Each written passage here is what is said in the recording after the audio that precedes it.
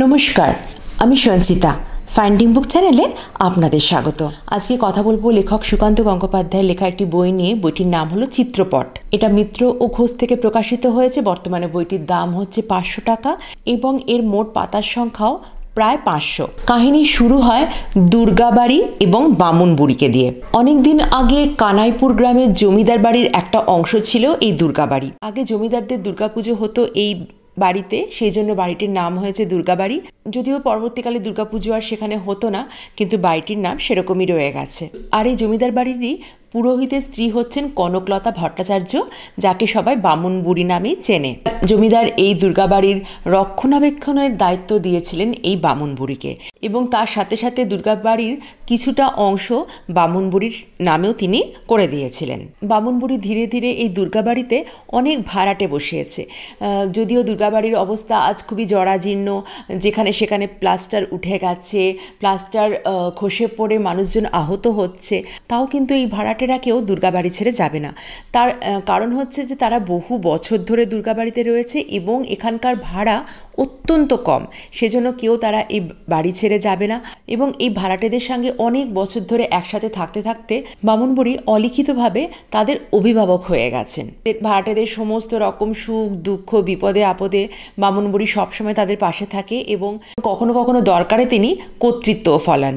আর বামুন বুড়ির একমাত্র ছেলে, যাকে তার পিতা ত্যায্যপুত্র করেছিল অব্রাহ্মণ মেয়েকে বিয়ে করার জন্য, সেই ছেলে দুর্গাবাড়িতে থাকে না, তারা দূরে এক জায়গাতে থাকে। এবং তাদের একমাত্র ছেলে অর্থাৎ বামুন বুড়ির একমাত্র নাতি বিজন, সেও আলাদা জায়গায় থাকে, কিন্তু এই দুর্গাবাড়ির একটা ঘরে সে তার সিল্ক স্ক্রিন প্রিন্টিংয়ের অফিস করেছে। এরপর ধীরে ধীরে আমরা দেখতে পাই বিজন ও তার স্ত্রী কৃষ্ণার দাম্পত্য কলহ এবং কৃষ্ণার পরকীয়া প্রেম। মা বাবার দাম্পত্য কলহ সন্তানের প্রতি কতটা প্রভাব ফেলতে পারে সেটা আমরা দেখতে পাই তাদের একমাত্র মেয়ে বুলান বা শ্রীতমাকে দিয়ে। বুলান এখন কৈশোরে পদার্পণ করেছে, তার প্রেমে পড়েছে একটি ছেলে। বুলানের কিন্তু প্রেম বিয়ে এইসবের প্রতি বিন্দুমাত্র আস্থা নেই। সবসময় মা বাবার এই দাম্পত্য কলহ দেখতে দেখতে প্রেম বিয়ে এসবের প্রতি তার একটা বিতৃষ্ণা জন্মে গেছে। বিজনের সাথে সাথে আমরা তার আরও দুই বাল্যবন্ধু অমিতেশ এবং কুণালকে দেখতে পাই। তারা তিনজনে একসময় অভিন্ন হৃদয় বন্ধু ছিল, কিন্তু এখন অমিতেশ থাকে দিল্লিতে। সে হচ্ছে একজন চিত্রশিল্পী। অমিতেশের স্ত্রী, সেও একজন চিত্রশিল্পী। যদিও তার স্ত্রী একজন চিত্রশিল্পী তো বটেই, তার সঙ্গে সঙ্গে সে ব্যবসায়িক দিকটাও কিন্তু খুব ভালো করে বোঝে। অর্থাৎ তার কোন ছবি কোন জায়গার এক্সিবিশনে পাঠালে সেই ছবি ভালো বিক্রি হবে, সেই ব্যাপারগুলো কিন্তু অমিতেশের স্ত্রী খুব ভালো বোঝে এবং সেই অনুযায়ী তার ছবি সমস্ত এক্সিবিশনে যায় এবং সেখান থেকে চড়া দামে বিক্রিও হয়। কিন্তু অমিতেশ হলো একজন নিখাত শিল্পী। তার শিল্পকর্ম বিক্রি করে লাভ করার থেকে তার শিল্প সৃষ্টিতেই আগ্রহ বেশি। অমিতেশ কাজ করে একটি অ্যাড এজেন্সিতে এবং অমিতেশ অনেক দিন ধরে হীনমন্যতায় ভুগছে, কারণ সে বহুদিন ধরে কোনো ভালো ছবি আঁকতে পারছে না বা ভালো কোনো শিল্পকর্ম করতে পারছে না। সেজন্য সে দিল্লি ছেড়ে বাড়ি ছেড়ে হঠাৎ করে একদিন ফিরে আসে তার ছোটবেলার গ্রাম কানাইপুরে। কানাইপুরে এসে কিছুদিন পরে সে তার সাবজেক্ট খুঁজে পায় এবং সেই সাবজেক্ট নিয়েই সে মত্ত হয়ে যায় তার শিল্প সৃষ্টিতে। বিজন ও অমিতেশ ছাড়াও আমরা তাদের আরেক বন্ধুকে দেখতে পাই, সে হচ্ছে কুণাল, যে থাকে কলকাতায় এবং সে সিনেমা তৈরি করে। সে হচ্ছে সিনেমার পরিচালক। সে এমন একটা কোনো ভালো সিনেমা তৈরি করতে চায় যেটা দর্শক বহু দিন মনে রাখবে, কিন্তু সেরকম একটা সিনেমা তৈরি করার জন্য প্রচুর অর্থের প্রয়োজন হয় এবং সেই অর্থ সংগ্রহের জন্যই কুণাল কিন্তু একটু বেশি ব্যস্ত হয়ে পড়ে। এবং সেই সময় তার পরিচিত এক প্রমোটার পারিজাত, সে কুণালকে টোপ দেয়। টোপটা হলো এরকম, কানাইপুরে যে দুর্গাবাড়ির কথা বললাম সেই দুর্গাবাড়ি পারিজাত নিতে চায় এবং সেই দুর্গাবাড়ি ভেঙে সে সেখানে প্রমোটিংয়ের কাজ করতে চায়। এবং সে জানতে পেরেছে যে কুণাল হচ্ছে বিজনের বাল্যবন্ধু, আর এই দুর্গাবাড়ির বর্তমান সমস্ত কিছুর দায়িত্ব রয়েছে কিন্তু এই বিজনের ওপর, কারণ বামুন বুড়ির বয়স হয়ে গেছে এবং বামুন বুড়ির সমস্ত সিদ্ধান্ত নেওয়ার দায়িত্ব দিয়েছেন তার একমাত্র নাতি বিজনকে।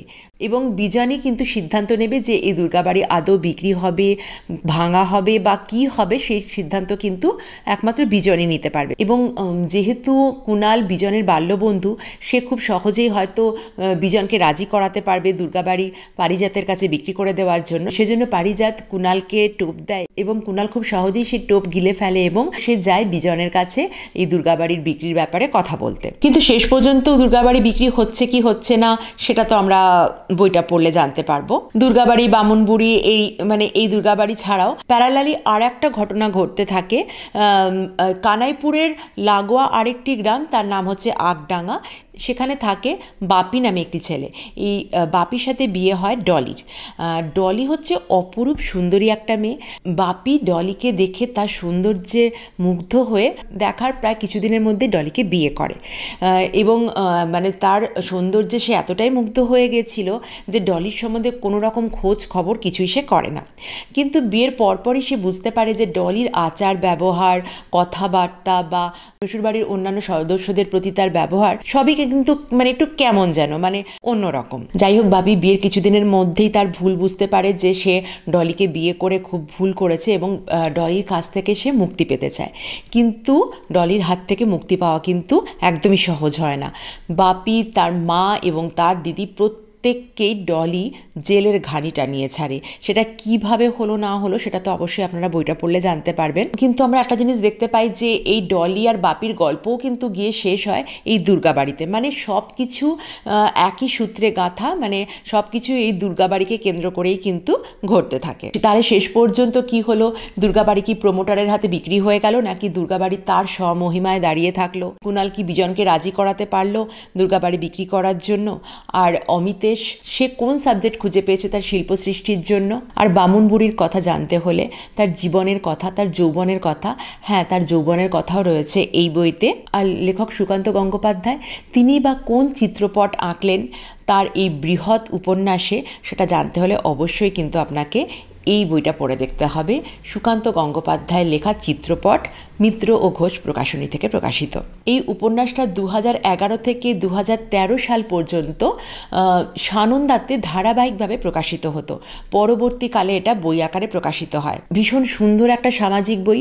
লেখক ভীষণ সুন্দর করে এই সামাজিক বইটা লিখেছেন। এর মধ্যে লেখক অনেকগুলো জিনিসকে একসাথে কভার করার চেষ্টা করেছেন। লেখক সুকান্ত গঙ্গোপাধ্যায়ের আরও বেশ কিছু বইয়ের রিভিউ রয়েছে আমার চ্যানেলে। ওনার নামে একটি প্লে লিস্ট রয়েছে, সেই প্লে লিস্ট থেকে আপনারা ওনার অন্যান্য বইয়ের রিভিউগুলো পেয়ে যাবেন। ওনার লেখা সামাজিক বইগুলো বেশ ভালো, বেশ অন্য রকমের লেখা হয়।